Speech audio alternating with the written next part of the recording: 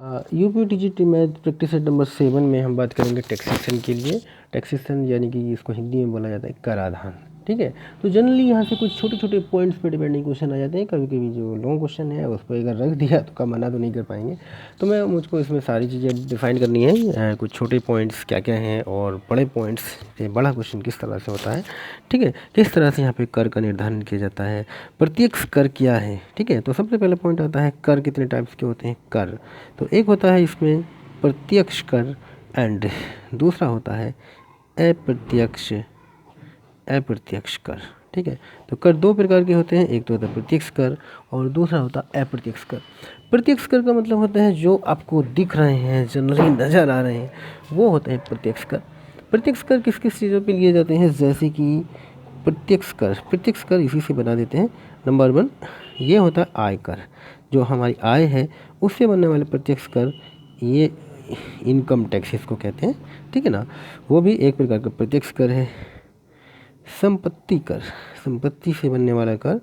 And third है उपहार कर, उपहार पे भी कर होता है।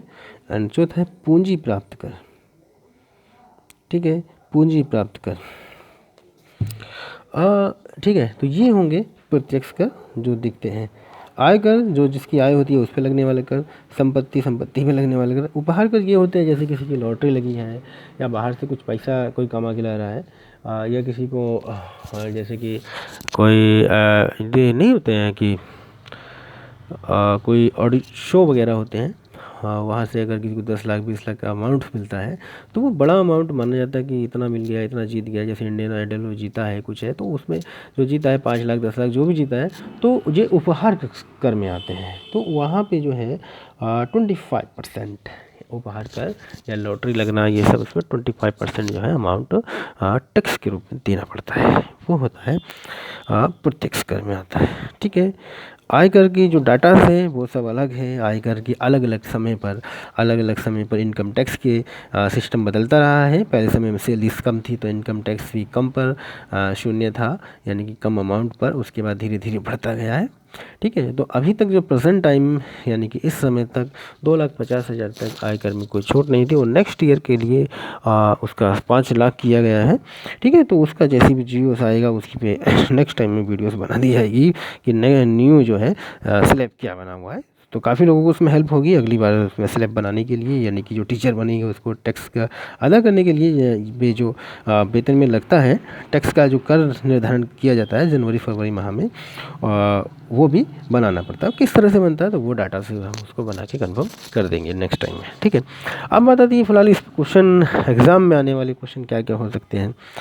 तो ये बात आती है प्रत्यक्ष कर अप्रत्यक्ष कर क्या हो सकते हैं। बात आती है कि अप्रत्यक्ष कर, अप्रत्यक्ष कर वह कर होता है जो व्यक्ति के भावी लाभ की आशा से लिया जाता है।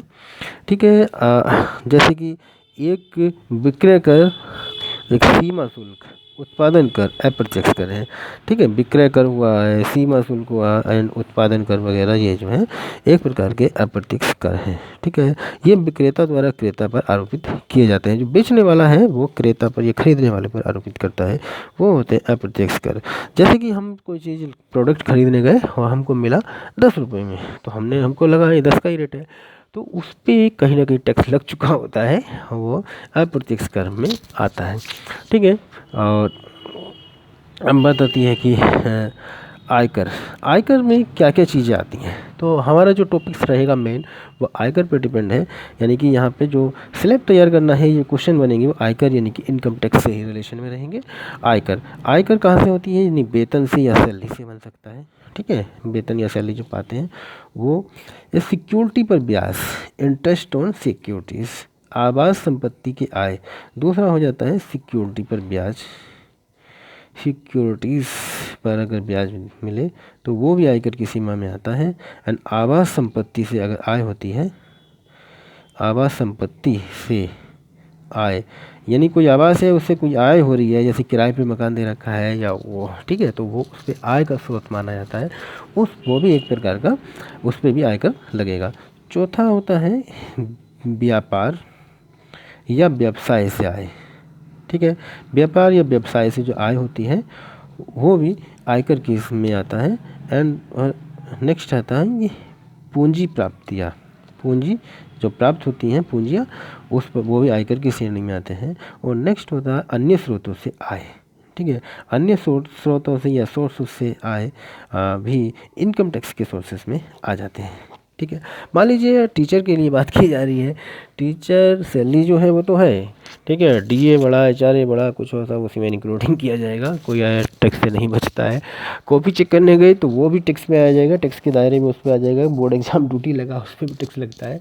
तो ये सारे जो हैं इसमें आता है। हाँ, जो ट्यूशन वाला होता है वो टैक्स के दायरे में नहीं आता है, बट ट्यूशन गवर्नमेंट टीचर के लिए अप्लाई नहीं होता है, ठीक है, उस पर रजिस्ट्रेशन नहीं किया जा सकता है। तो वो एक्स्ट्रा टाइम वाली बात है, एक्स्ट्रा मेहनत कुछ है, और उस पर जो है क्या है, आयकर की सीमा में नहीं आता वो, मतलब आयकर अगर है, आय अगर बन रही है तो आयकर की सीमा में आएगा ही।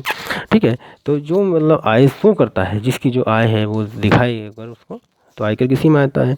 अब बात आती है जैसे कि कोई हमसे पूछता है एक बार कि ये यूट्यूब से जो पैसा आ रहा है वो तो बैंक अकाउंट में डायरेक्ट आ रहा है, बैंक से पैन कनेक्ट है, तो वो आयकर की सीमा में आता है। ठीक है, उस पर टैक्स देना पड़ेगा, जो भी अमाउंट आ रहा है, बाकी अपनी सैलरी के साथ उसको ऐड किया जाएगा। वो कह दिया जाएगा कि व्यापार से आए या व्यवसाय से आए या अन्य सोर्सेस से आए, इसमें लग जा, इसमें ट्रिक कर सकते हैं या इसमें ट्रिक कर सकते हैं, अन्य सोर्सेस से आए, तो वो जो भी बनता है उसमें भी ब्याज दे होगा। ठीक है, इसको कहेंगे ब्याज की ईमानदारी, ईमानदारी से देना। ठीक है, नेक्स्ट पॉइंट आता है कि आयकर से कुछ संबंधित शर्तें क्या होती हैं। ठीक, अब जैसे कि करदाता का अर्थ उस व्यक्ति से है जो कर देता है। ठीक है, जैसे कि जो कर देगा या अदा करता है उसको कहते हैं करदाता। कर निर्धारण वर्ष, पहला पॉइंट कभी कभी बार बार आ जाता है, जो कर निर्धारण कब किया जाता है, कर निर्धारण वर्ष। कर निर्धारण वर्ष क्या है, तो ये बनता है आपका 12 महीने की अवधि का होता है। कर निर्धारण वर्ष कितने की अवधि का होता है, 12 महीने की अवधि का होता है। ठीक है, और शुरू कब से होता है, ये होता है 1 अप्रैल टू 1 अप्रैल से 31 मार्च के लिए काउंट किया जाता है। ठीक है, कर निर्धारण वर्ष 1 अप्रैल से 31 मार्च तक के लिए काउंट किया जाता है, इसको कहते हैं कर निर्धारण वर्ष। या ये भी मान सकते हैं वित्तीय वर्ष क्या कहा जाता है, वित्तीय वर्ष क्या है, फाइनेंशियल ईयर या वित्तीय वर्ष। ठीक है, वित्तीय वर्ष ये भी कहा जाएगा 1 अप्रैल टू, ठीक है, 1 अप्रैल टू 31 मार्च, 1 अप्रैल से 31 मार्च, ये भी, इसको भी वित्तीय वर्ष कह सकते हैं। ठीक है, और वेतन से आय कैसी कैसी हो सकती हैं, वेतन से आय में क्या क्या हो सकता है भाई, मूल अदायगी यानी कि बेसिक पे, महंगाई भत्ता, शहरी प्रतिकारी भत्ता एंड अंतरिम राहत, एचआरए आदि जो होते हैं वेतन से आय में आते हैं, यानी वेतन से प्राप्त होने वाली आय, ये सब इसके अंदर इंक्लूडिंग है। अब बताती है कि मानक कटौती, वो भाई अलग अलग होती रहती है अलग अलग टैक्स स्लिप पर, तो वो जैसे कि कोई क्वेश्चन में दिया होगा हम उस भी क्वेश्चन को डिफाइन करेंगे कि तो वहाँ पे मानक कटौती क्वेश्चन में ऑलरेडी दी होती है, काट दी जाएगी जितनी भी होगी। अब कुछ पॉइंट्स ऐसे होते हैं कि कहीं पर मानक धार्मिक उद्देश्यों से अगर आप दान देते हैं तो वहाँ पर भी टैक्स में छूट मिलती है। ठीक है, तो जैसे कि इंदिरा गांधी मेमोरियल फंड में दान करते हैं, ठीक है, ये अगर धार्मिक उद्देश्य से दान करें, धार्मिक उद्देश्य से दान करें तो भाई चलो ठीक है, टैक्स नहीं लगेगा उस पैसे से जितना दान किया है।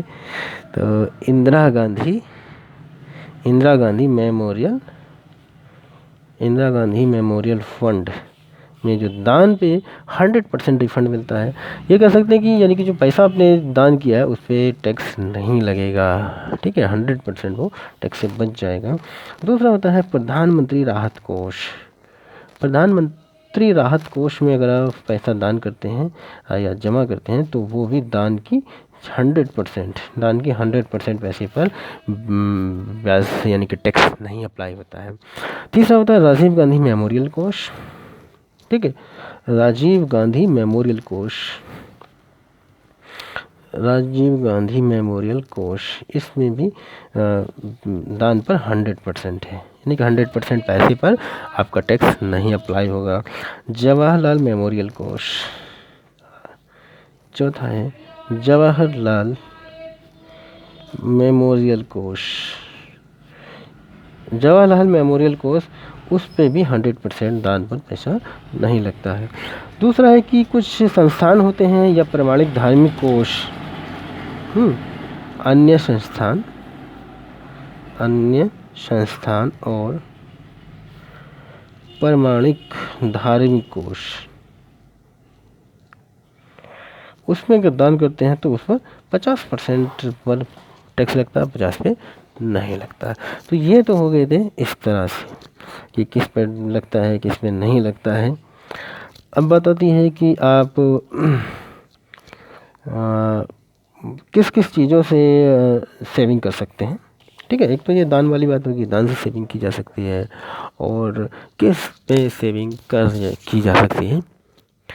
सेविंग कर रहा, अब देखिएगा इस समय प्रेजेंट टाइम में जो टैक्स स्लैब चल रहा था, अभी तो आगे बढ़ने वाला है, 5 लाख तक कर मुक्त आए हैं।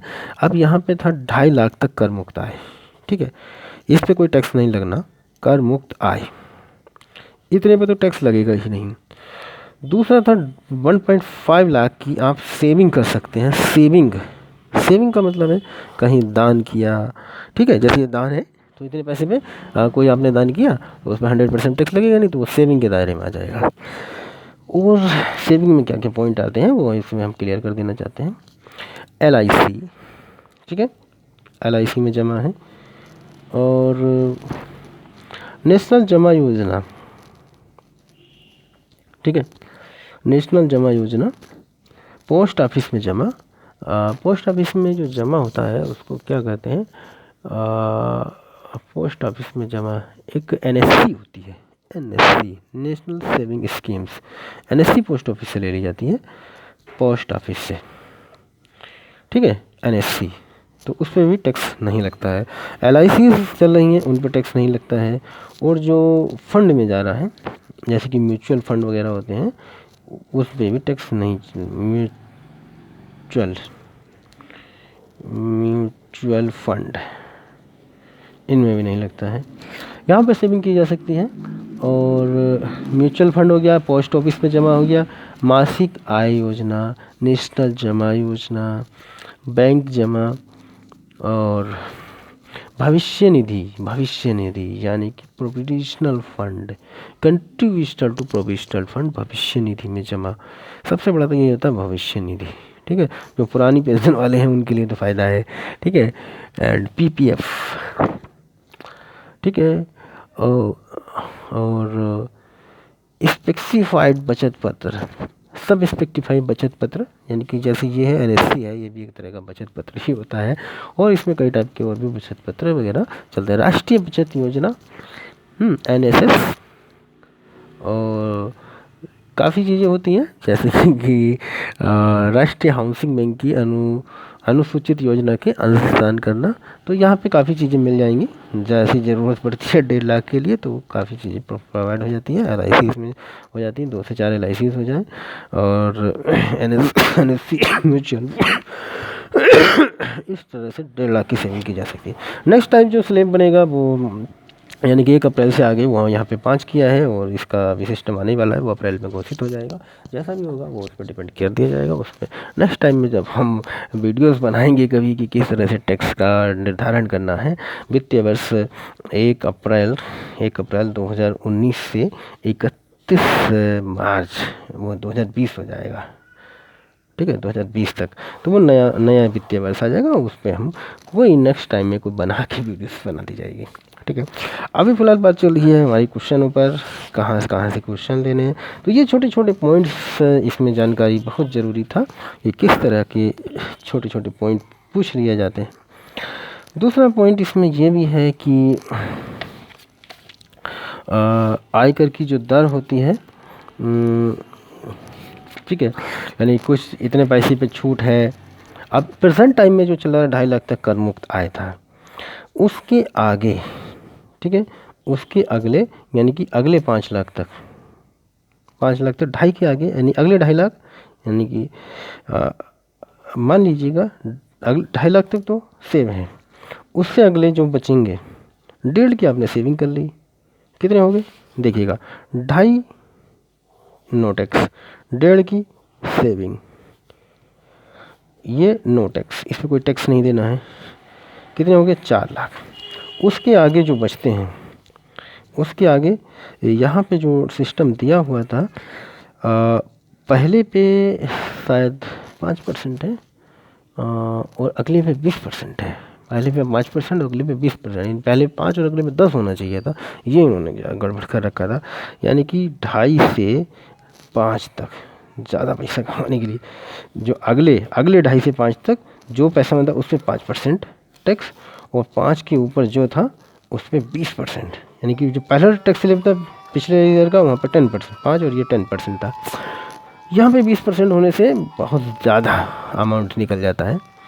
ठीक है, जो ज़्यादा सैलरीज हैं उन पर बहुत ज़्यादा अमाउंट बन जाता है। ठीक, तो 4 लाख की प्रेजेंट टाइम में 4 लाख में तक तो लगभग कोई टैक्स नहीं देना है। अगर यहाँ पे सेविंग पूरी कर ले जाते हैं तो वह सेविंग 1.5 लाख की करने पे डिपेंड करता है, कर पाते हैं तो वैसे हो जाती है, सिस्टम बन जाता है। और उसके बाद जो इनके बाद अगले 2.5 लाख जो होंगे उन पर 5%, और उसके आगे जो भी बचेगा उस पर 20%। ठीक है, ये 5 से कितने तक है, 10 तक है, शायद 10 तक है। और उसके आगे जो अमाउंट आता है उस पर 30% लगेगा। ठीक है, वो बड़ी ऑफिसर्स रेंज के यानी कि आई लेवल के अधिकारी की उनकी सैलरी पे बनेगा। बाकी छोटे में हम लोग का टीचर्स वगैरह में यहीं पे काफ़ी है। ठीक है, इतनी में नहीं पड़ जाएगा। और नेक्स्ट ईयर में वो आ जाएगा और 5 लाख पे यहाँ आ जाएगा, तो थोड़ा सा वहाँ पे फ़ायदा हो जाएगा, यहाँ पे 5 हो जाएगा। तो देखते हैं क्या सिस्टम बनता है। तो कुछ लोगों का कहना है कि 5 तक पूर्ण रूप से मुक्त है, कुछ लोग कह रहे हैं कि जिनकी 5 से कम है उन्हीं पे है। अब जैसा भी टैक्स ले पाएगा वो डिपेंडिंग करेगा किस तरह से आता है। ठीक है, अब बताते हैं हम इस पे। ये तो था छोटी छोटी पॉइंट्स किस कैसे क्या क्या चल रहा है, और इसमें कुछ चीज़ें और भी हैं। जैसे कि शिक्षा उपकर होता है, टैक्स निकाल लेते हैं। जो शिक्षा उपकर जो होता है, पिछले ईयर तक 3% तक हो रहा था, इस बार बढ़ा के 4% कर दिया गया।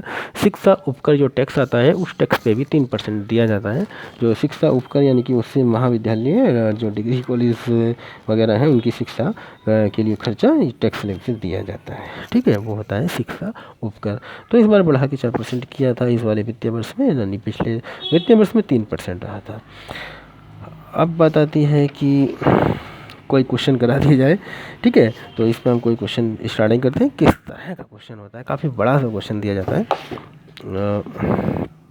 तो क्वेश्चन लेते हैं।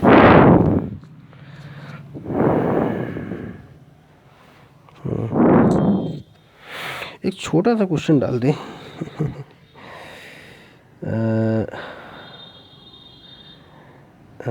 चलो ठीक है,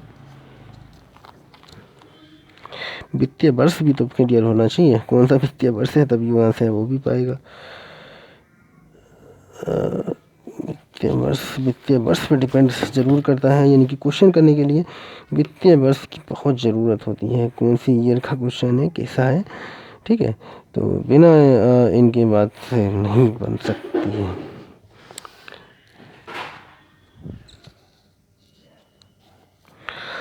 देखिएगा क्वेश्चन हम लेते हैं कोई ऐसे।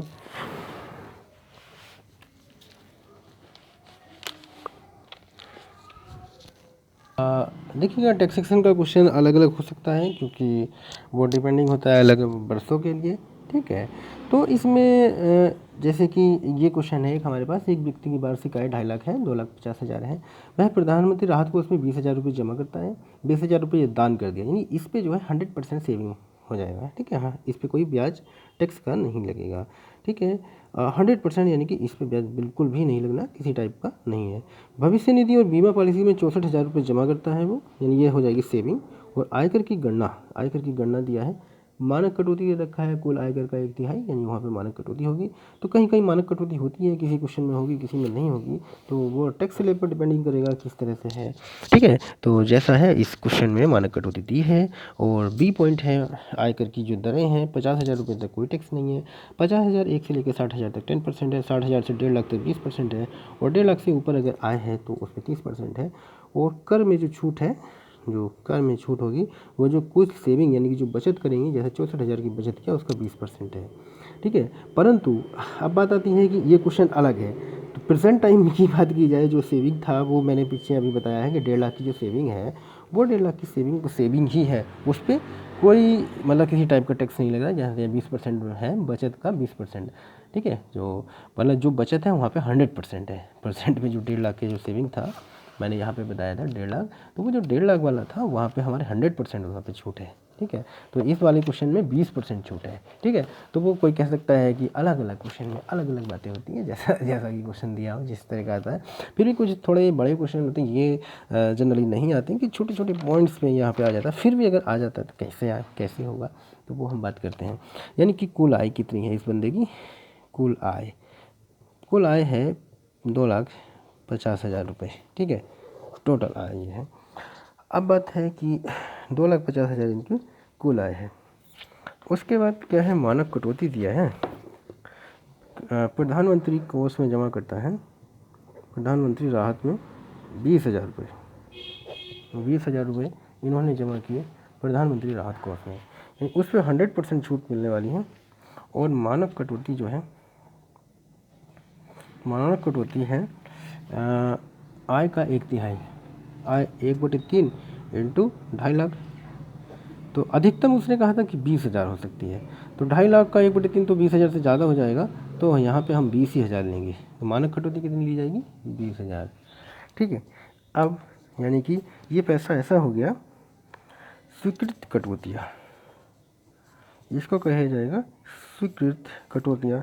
यानी कि एक तो 20,000 तो प्रधानमंत्री राहत कोष में जमा किया और 20,000 की मानक कटौती होगी, ये 40,000 रुपया जो है ये कटौती हो गया। और लेंगे शुद्ध आयकर योग्य आय, आयकर योग्य आय हो गया 2,50,000 में से कितना 40,000 घटा दें। ये जो 40,000 है इस पे जो है टैक्स नहीं लगने वाला, 2,10,000 रुपये हैं, 2,10,000 पे टैक्स लगेगा, ठीक है।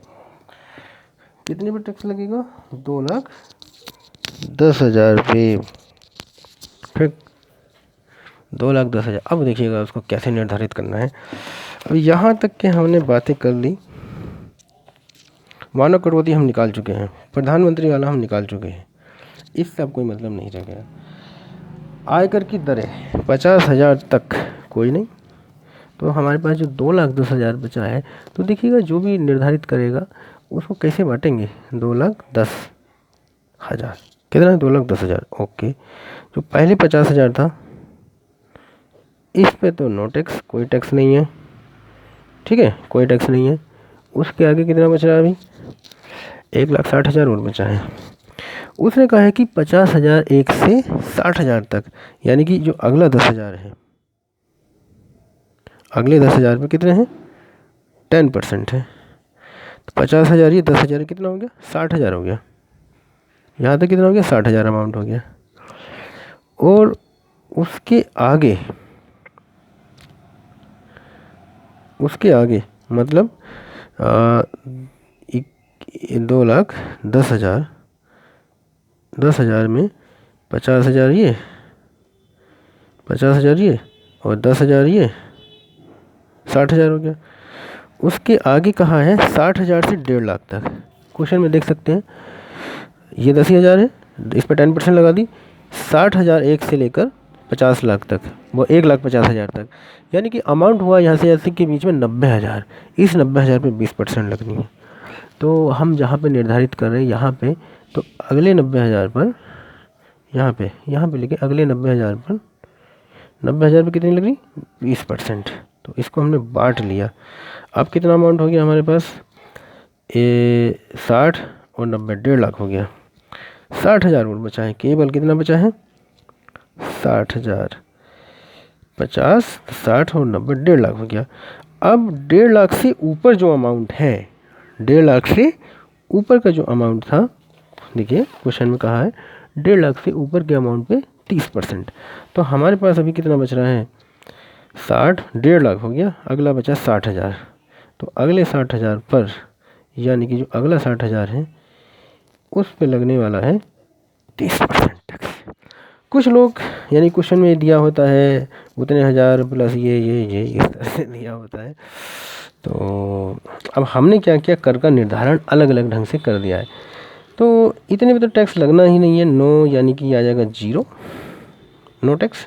यहाँ पे लगेगा टोटल टैक्स आयकर, आयकर आ जाएगा, कितना लगा 10%, यानी कि 10,000 का 10% आई बाई 100, एक जीरो यहाँ, 1,000 तो ये आ गया, 90,000 का 20%, ये मामला कैड़ा होता जा रहा है।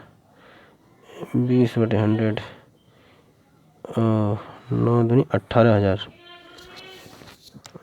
18,000।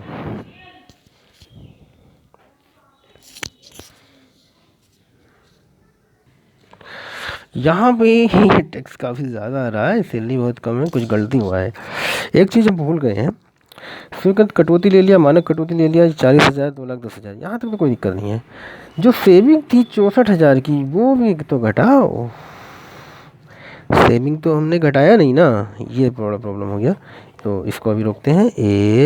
या जो 64,000 की सेविंग था, एक पॉइंट दिया था कर में छूट, कुल बचत यानी बचत का 20%, तो यहाँ पे हम बचत का 20% इसमें से भी घटाएंगे 2,10,000 में से।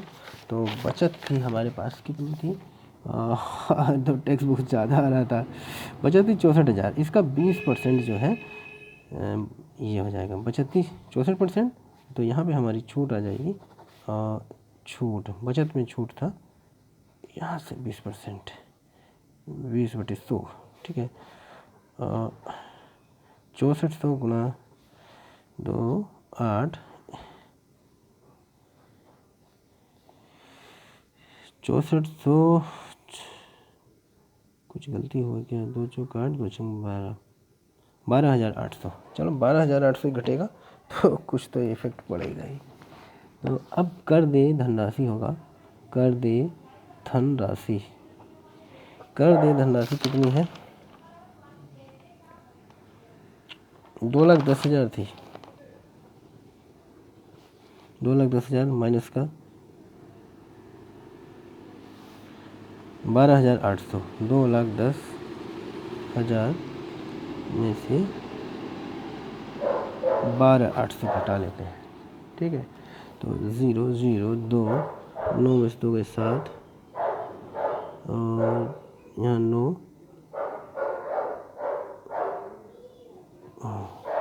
1,87,200, कुछ अंतर पड़ा, 1,87,200। इसके पहले 50,000 पर नो टैक्स, ठीक है, तो उसको भी इसमें से हटा ही लेते हैं, तो शेष कितना बचेगा, यानी कि इसको भी हटा लो, वही 50,000 को, क्योंकि इस पर टैक्स तो देना ही नहीं है। 0,0273, 1,37,200, इस पर टैक्स देना है। अब क्या बात है, ठीक है, 50,000 तक कोई छूट नहीं, वो घटा देंगे 50 से 60,000 पर, यानी कि यहाँ पे 50,000 से कितने पर, 60,000 तक, 50,000 से 60,000 तक फिर जाना है कितना,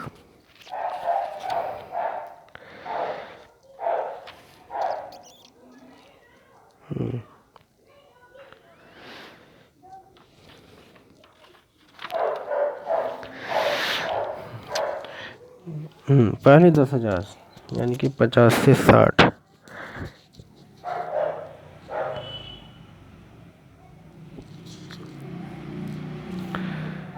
पहले 10,000 का 10%, फिर 60 से 1.5, 60,000 से 1.5 लाख, 50,000, 1,50,000, यानी कि अगले 90,000 पर इस पर देना है 20%। तो देखते हैं कि 10 और 90, 1 लाख हो चुका है, ठीक है, 1,37,200, इतना ही तो है, 1,37,200। तो पहले 10,000 पर 10%, ये टैक्स स्लैब थोड़ा गड़बड़ है, क्योंकि इसका टैक्स बहुत ज़्यादा आ जा रहा है। तो पहले 10,000 पे ये थोड़ा ज़्यादा होना चाहिए था अमाउंट यहाँ पे, तो इससे थोड़ा सा प्रॉब्लम हो रही है। क्वेश्चन में जो दिया हुआ है उसके अकॉर्डिंग जो है थोड़ी सी प्रॉब्लम क्रिएट कर रहा है, यानी कि टेक्स्ट ज़्यादा आ रहा है, बहुत ज़्यादा, इतना आना नहीं चाहिए। चलो क्वेश्चन तो क्वेश्चन होता है, कोई बात नहीं, जैसा भी होगा। इस सैलरी उसकी टैक्स में ही चली जाएगी, बचेगा क्या। तो इसलिए क्वेश्चन करते हुए बार बार लग रहा है कोई गलती तो नहीं हो गया, वहाँ पे सेविंग हमने छोड़ दिया था, परंतु यहाँ पे जो है ये थोड़ा सा प्रॉब्लम था। 90,000 पे, अगले 90,000 पे 20% है, 90,000 और 10,000 कितना हो गया, 1,00,000। अगला जो 37,000 बचा है, ठीक है, उससे ऊपर, यानी कि अगला कितना 37,200, 37,200 पर लगेगा 30%। ये टोटल टैक्स निकल आएगा। यहाँ पे हम टोटल टैक्स निकाल सकते हैं। टोटल टैक्स यहाँ पे जो भी आ जाएगा, क्योंकि क्वेश्चन में हमको डाउट लग रहा है, क्योंकि थोड़ा सा इसमें क्वांटिटी बड़ी बड़ी दे रखी है, मतलब क्वेश्चन करने का ढंग इस तरह से होगा। और उसके बाद क्वेश्चन में ये भी कहा है, इसमें जो उपकर लगना, अधिभार लगना है, अधिभार कहे या उपकर कहे, वो लगना है 10% का, ठीक है। यानी कि जो यहाँ पे टैक्स आएगा उस टैक्स का 10% उपकर, यानी कि फिर हो जाएगा टोटल टैक्स। यानी करने का ढंग बता दिया गया है। ये टैक्स प्लस अधिभार उसमें ऐड कर दिया जाता है, इस तरह से निकल आता है। तो यहाँ पे जो डिजिट्स हैं उसकी वजह से थोड़ा प्रॉब्लम हो रही है क्वेश्चन में, क्योंकि डिजिट में यहाँ पे जो टैक्स लिए हुए हैं वो थोड़ा सा ज़्यादा है, इस वजह से यहाँ पे प्रॉब्लम नहीं, मतलब इक्कियाँ इस तरह से ज़्यादा सेविंग घटा ली जाती है, वो टैक्स घटा लिया जाता है, और ये वाली प्रॉब्लम कर रहा है। यहाँ पे थोड़ा बहुत कम क्वान्टिटीज़ दिया है ना, उसकी आगे थोड़ा बढ़ाता, उस पर 10% देता, ठीक है। तो यहाँ पे थोड़ा सा बन रहा है, इसलिए टैक्स ज़्यादा आ रहा है। तो ये क्वेश्चन में फॉल्ट है थोड़ा सा, ठीक है, मतलब करने का ढंग यही है, इसी तरह से क्वेश्चन होगा।